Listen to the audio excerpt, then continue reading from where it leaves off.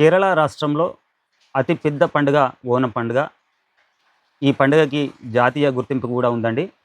కొత్త కొత్త పంటలతో కొత్త ధాన్యాన్ని ఇంటికి తీసుకొచ్చి, ఆ తీసుకొచ్చిన ధాన్యంతో వివిధ రకాలైన వంటకాలు చేసి, ఆ అసుర మహాబలి చక్రవర్తిని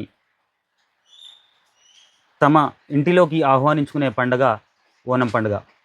ఓనం పండుగ గురించి తెలుసుకుందాం. ఆగస్టు, సెప్టెంబర్ ఈ నెలలో వస్తుందండి. ఇప్పుడు ఈ ఇయర్ మాత్రము ఆగస్టు 26కు ఓనం పండుగ వస్తుంది. అసలు ఓనం పండుగ విశిష్టత ఏంటి? కేరళ అంటే అక్కడ ఉన్న మలయాళీయులు ఏ విధంగా ఈ పండుగని జరుపుకుంటారు? పురాణాల ప్రకారం అసుర చక్రవర్తి మహాబలి ప్రజలను చూడడానికి ఈ ఓనం పండుగ రోజున భూమి మీదకి వస్తాడని ఇక్కడ మలయాళీయుల గట్టి నమ్మకం. అందుకే ఈ పండుగని ఎంతో భక్తి శ్రద్ధలతో ఆ మహాబలిని ఆహ్వానిస్తూ జరుపుకునే పండగ. ఈ పండగకి కుల మత భేదాలు అనేటివి ఏమీ ఉండవు.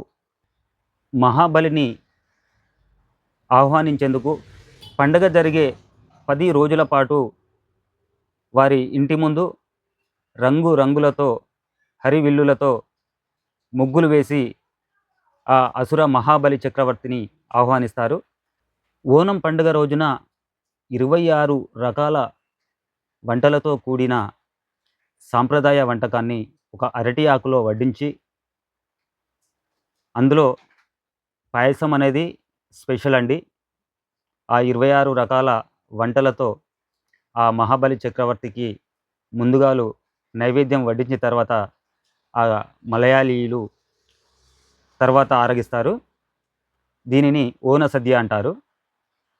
మనకి కేరళ అనగానే గుర్తొచ్చేది నట్ ట్రీస్, నదులు. అలాగే ఇక్కడ స్పెషల్ ఏంటంటే ఓనంకి స్నేక్ బోట్ రేస్ అనేది ఉంటుందండి. ఒక స్నేక్ లాగా పొడగాటి బోటులో కొంతమంది టీము, అటొక టీము ఇటొక టీం అన్నట్టుగా అలా వాళ్ళు రేసింగ్స్ ఉంటాయి. చాలా బాగా అనిపిస్తుంది అది. అలాగే సాంస్కృతిక నృత్యాలు కూడా అక్కడ చేస్తారు. ఎన్నెన్నో వేషధారణలతో పులి వేషంలో వేసుకొని, అలాగే ఇంకా వేరే వేరే అసుర మహాబలి చక్రవర్తి వేషం వేసుకొని ఆ వీధులలో నృత్యం చేసుకుంటూ చాలా సందడి చేస్తూ ఉంటారు. ఇది ఎంతో అద్భుతంగా అనిపిస్తూ ఉంటుంది. చాలా అంటే చాలాగా ఈ ఓనం పండుగకి వివిధ రాష్ట్రాల నుంచి దేశంలోని ఎక్కడెక్కడ నుండో ప్రజలు మాత్రం విదేశాల నుండి కూడా మన కేరళకి వస్తారని అక్కడి ప్రభుత్వం చెబుతోంది. అసలు ఈ అసుర మహాబలి చక్రవర్తి ఏ విధంగా పాతాళానికి వెళ్ళిపోయాడు అనేది మనం ఇంకో పాటలో చూద్దాం. స్వామి శరణం.